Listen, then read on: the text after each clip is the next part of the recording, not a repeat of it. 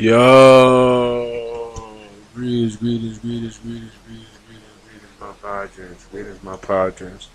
Welcome back to the show. It's January 6th, 2026, man. Welcome back to the show, man. You're now rocking with the best. This is surreal, and Aku is out there working with one of our other companies called Painters Vision, man. So if you're in Nassau, Bahamas area, you feel me? Go ahead and get your Painters Vision done with Painters Vision. You feel me? We have excellence in every stroke. We believe in island excellence, luxurious finishes. You believe me? So check them out. Check them out. Painters Vision is the vision to the future. You feel me? But yeah, today, man, look, we are talking about how the Delta forces went in there and captured Maduro, Venezuelan president. You feel me? Because at times they were saying that this was going to be like John Trump was saying it was special forces, and to me, not being in the military, so I understand there is a difference between special forces and different things. I know when you see that much people, it's not special forces. Like special forces is very elite and very special, and there's only a handful of them that go in there. You see me? And I know even if it might be like 100, people don't understand that's still only a handful. Like that's not like compared to what really, you feel me? Compared to what we about to see, the Delta Force. The Delta Force went in there, man, and it's a little kind of playful myth that we know it's not the myth, but in the army, it said that there's no such thing as Delta Force, and we laugh it off because we all know it's a myth because it's kind of like that. Like back in the day, it was extremely like that. Like that nobody can admit that there was a Delta Force, and the army itself was not even admitting and stuff like that. So that's kind of where it comes from. But like, it's still kind of like that in a way to where like you don't know who gets selected, and it's like on invitation basis. So like they'll just get your reports or whatever, and I don't know exactly how they do their selection, but I'm thinking that they would just be like, okay, we need Delta Force candidates, so let's look to the ranks to see who's the best, who's winning the most trophies in this area, that area. So, and then we'll try to get them in the Delta Force. You feel me? So that's how it kind of go down with that part there. So it's not like you kind of know who's going into Delta Force or anything like that. Because when it comes to like other parts of the military, other special like assignments, like if you want to be a special force person, like you can go and kind of sign up, and but you have to pass the courses and everything because it's different. Special force courses and special force training is way different from just regular basic training or anything like that. You feel me? So everybody don't make it to selection and things like that. You feel me? But you can sign up for it, but you can't sign up for Delta Force. Delta Force gotta choose you, and they probably choose a lot from Special Forces rank. To be honest with you, let's be real. You feel me? But let's get to this clip, man. We got this clip showing how they gonna invade and how they did invade Venezuela and capture Venezuela, man. Let's check it out. Let's check it out. The world is watching. You create a masterclass in deception. The CIA set this. How do you capture a high-value target when the whole world is watching? You create a masterclass in deception. The CIA set the stage with a single building as bait and filled the sky with 150 aircraft to create a deafening sonic shield for the helicopters to drop Delta forces. F-35s lit up the perimeter, turning night into day. By the time the dust settled, the helicopters had already touched down and Maduro was gone. We'll also look at how the US uses the F-35 jets in its Navy to launch a large-scale attack, all in the video ahead. In the dead of night that is 2 in the morning, the lights went out in Caracas. By 5 a.m., the president of Venezuela was gone. But how US played in deception games. While the whole world were focused on the aircraft carriers in the Caribbean, a shadow war was being fought on the ground. This wasn't an invasion, it was a surgical extraction. Well, There you go. We starting off in a good way, man. They talking about, I ain't gonna say too much about which portion the one of the military I was a part of, but I definitely would have been a part of this operation. But the cool part is that you get to see that hey, them warships are really warships, and they can harbor a lot of things that can get deployed extremely quickly. You see what I'm saying? And let's sure I can say I was a boat captain. You feel me? So you get to see a lot of those equipments get moving and shipping and moving. And it's amazing that I don't think that they really fooled the world as far as other military people, but they may have fooled like certain like regular people who don't know about military and stuff like that. But everybody know when you got them warships around, they can do damage and they can go wherever they want to go, how they want to go. You feel me? But let's get back to this clip, man. Let's see what's up. We finally have the declassified timeline of how US forces breached the heart of Caracas and extracted Nicolás Maduro. Let's start with step 1. The setup. This didn't happen overnight. For months, the US had been tightening a naval quarantine around Venezuela. The US Gerald R. Ford Carrier Strike Group and the US Iwo Jima Amphibious Ready Group were parked off the coast. The pretext was clear. The US designated the Venezuelan government a narco-terrorist state, specifically targeting the drugs lords, but while the Navy squeezed the coast, intelligence assets were tracking one man. They waited for a specific window, a moment where Maduro was stationary and vulnerable. Step 2, the strike. It began at exactly 2 in the morning Venezuelan Standard Time. High above, several F-35 stealth fighters punch a hole through the enemy lines, destabilizing their anti-air defenses. Like these Russian S-300 missiles located all over the strategic high-value target. With the skies clear, the path opens for Delta Force helicopters to fly straight towards the mission. Here comes the Hold on. Okay. Let's pause it right there. Okay, so I get what they did. Okay. So this is another kind of interesting perspective. It's like they kind of trying to show like Venezuela that those missiles that you got from Russia, those aircraft defense missiles, like those bomb, like the ones that like the Iron Dome that you have in Israel, right? So they trying to show you like, okay, your equipment is not either as capable or as quick reacting as the Iron Dome that they have over there in Israel, where they sending out thousands of things to blow up, and that's true, because if they was able to come in there, and now let's not be forgetting that these jets do move quickly. They move fast, so they kind of look slow on the thing, but they moving in fast, and they got their targets locked in, and it's a lot of AI involved. So it's like they just go in there, bomb, and they getting up out of there, and they could do it from height too. They don't even have to be that close to the ground, as it may seem in like those illustrations, because you can see the building and you can see the plane, but a lot of time that plane be so high up that you can't see nothing. You see what I'm saying? They way above the clouds and everything, and they dropping that bomb. All you hearing is that whistle, that bomb cutting through the air like that, man. And by that time, it's on its way already. It's on its way already. All you gotta do is rely on your defense things, but they send the bomb at those, destroying those defense mechanisms.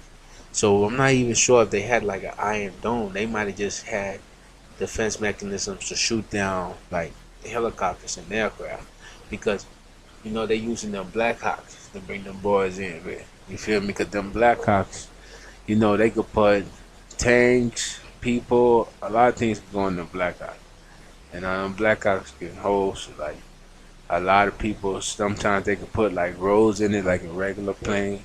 You feel me? Or sometimes you don't have to put the rows in it. You know what I mean? You just find find your spot, and pop right there, and then you got your spot right there. You feel me? So let's get back to the clip. Let's see what's going on though. Deception as the helicopters flew. The jets started Let me firing go back a towards the little mission, bit. with the sky's 300 missiles located all stabilizing their anti-air defenses. Like these Russian S-300 missiles located all over the strategic high-value target. With the skies clear, the path opens for Delta Force helicopters to fly straight towards the mission. Here comes the deception as the helicopters flew.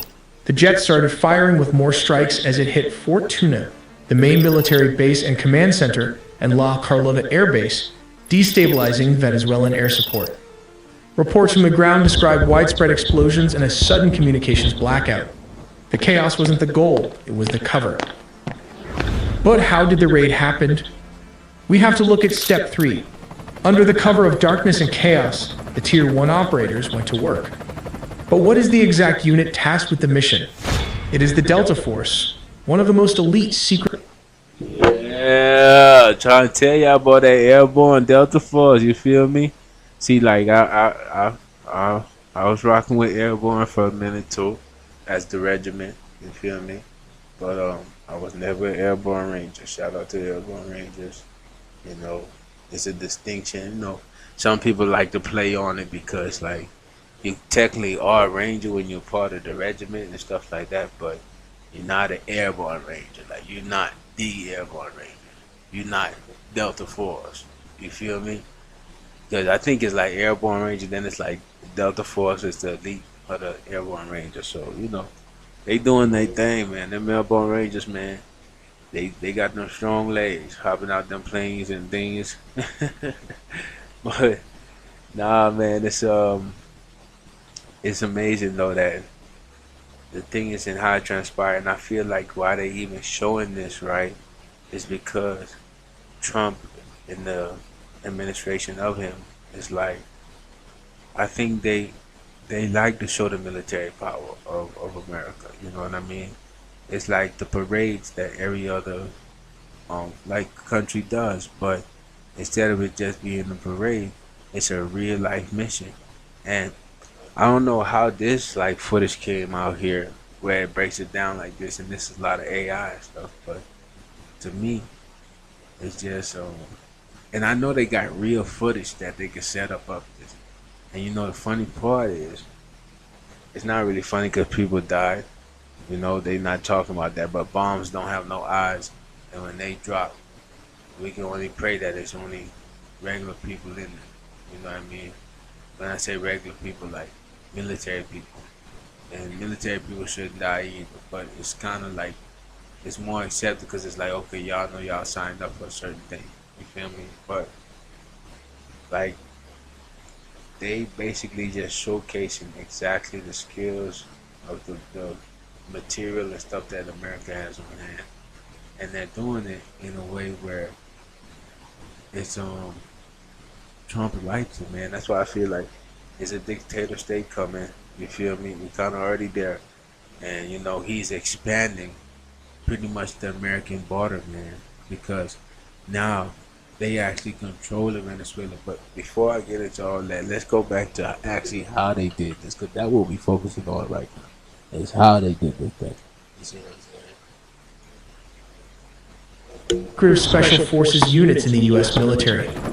Witnesses in Caracas reported low-flying aircraft skimming the rooftops, flying well below radar coverage.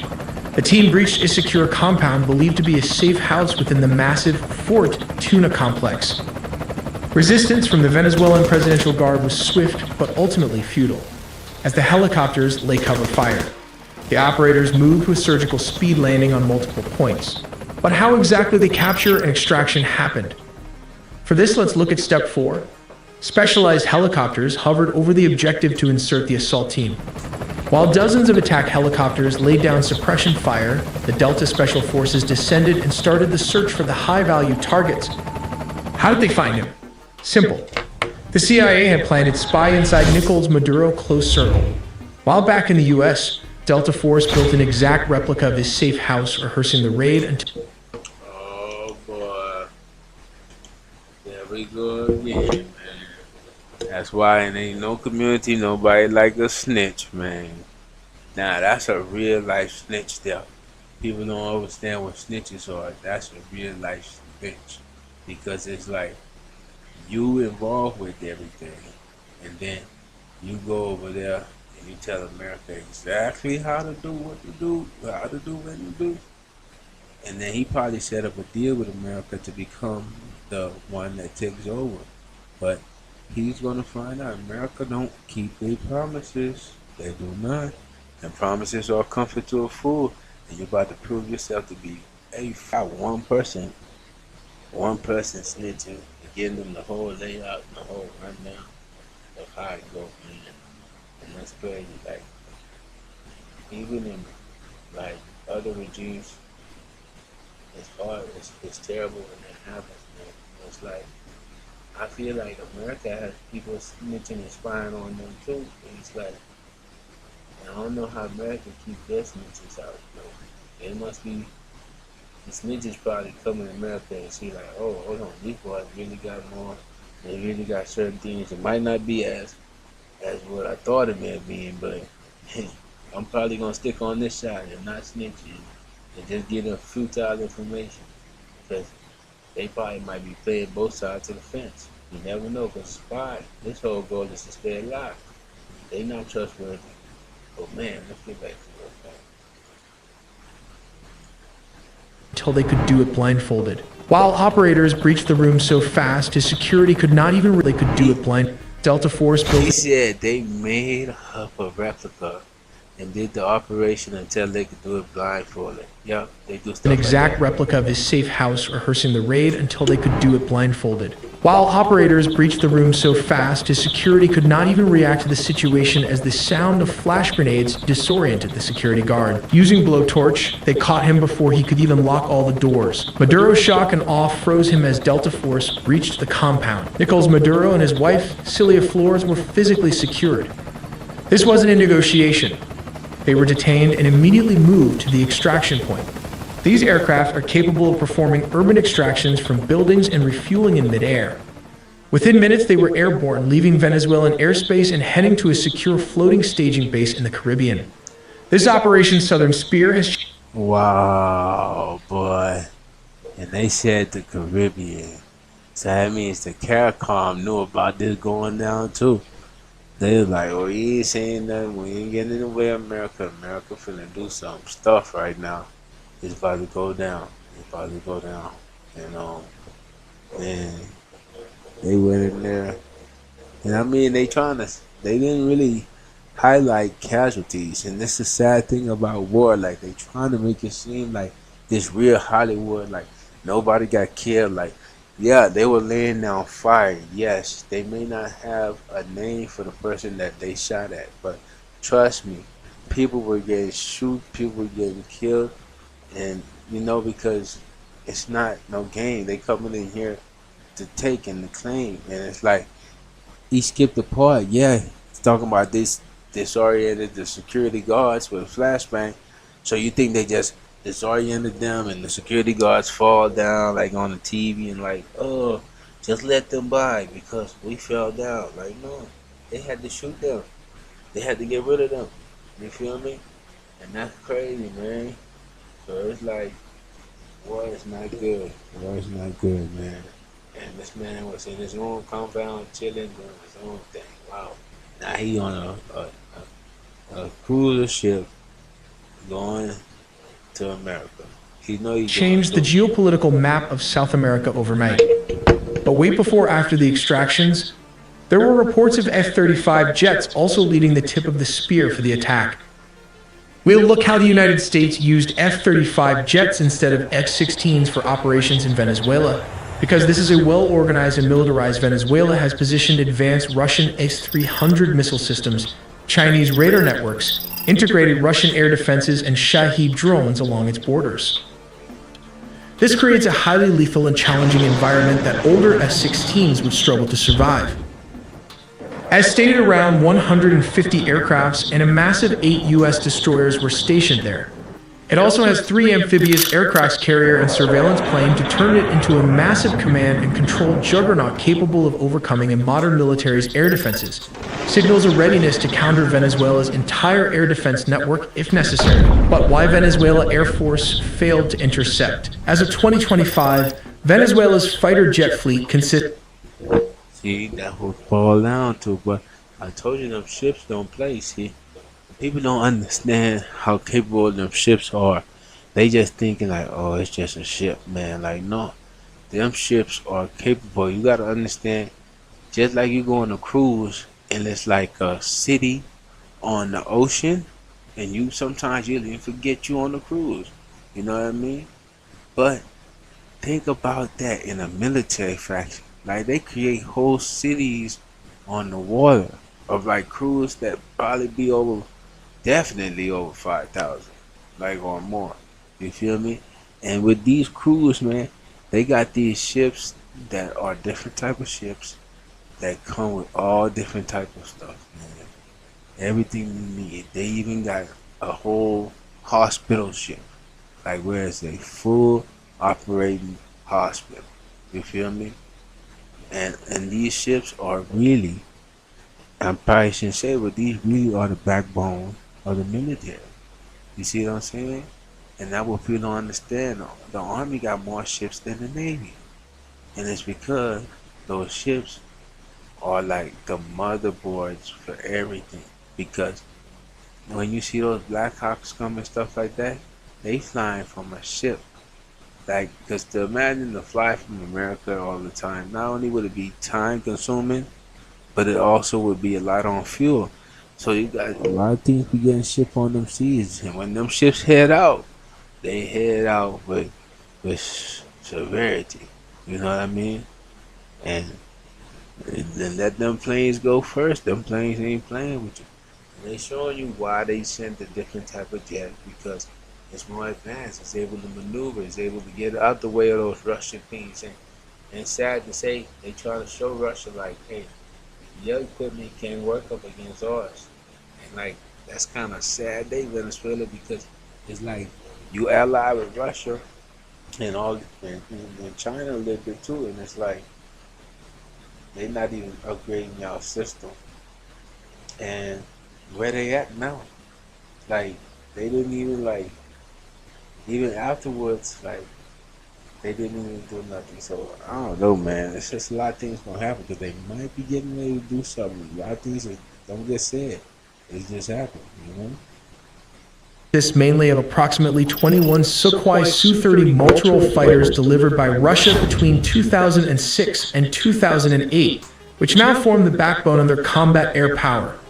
Additionally, they maintain about 5 operational F-16 Fighting Falcons from an older batch, including 3 single-seat S-16As and 2 two-seat S-16Vs.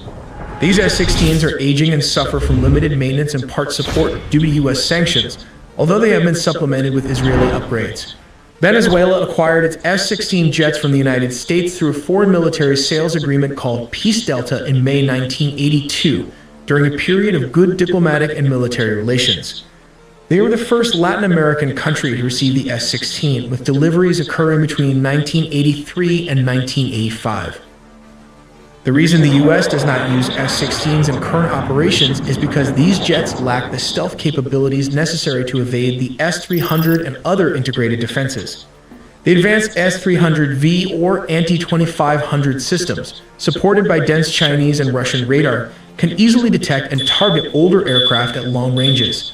Sending F-16s into such an environment would result in high attrition risks as they are vulnerable to radar detection and missile engagement. Not to forget the Russian Buk air defense system that can take out an S-16 with ease. These are cheap R-15 or 24 Buk systems are already active and mobile all over the country. Additionally, S-16s are less effective in contested airspace saturated with drones, especially the Iranian Shahed drones used by Venezuela for reconnaissance and kamikaze strikes. The F-35, however, offers crucial advantages. Its stealth design enables it to fly undetected or with much. Yeah. Here come the big boy now. Now they done told you about the one that they sold to other people because look, America they not gonna sell their best. Kind of smart though. What you gonna sell your enemy your best weapon for? Knowing one day you might need it. You feel me? So it's kind of smart, but man, like shoot, Venezuela, like I know, man. I guess some people would say Maduro should have went down in the balling blaze of fire. You know what I mean? instead of being captured like this, because it kind of prolongs the outcome. Because America ain't finna let you go, man. They ain't finna let you go. No, they finna never try, and they finna find you guilty. They not finna let you go. So it's like you might as well, either fight your way out or do something else, man. But it looks like y'all ain't have much fight because that big military coming. I know, them jets and everything else is serious. It's serious, but it's like they did some bombing, but the bombing was just a decoy to the real situation, the decoy to getting them.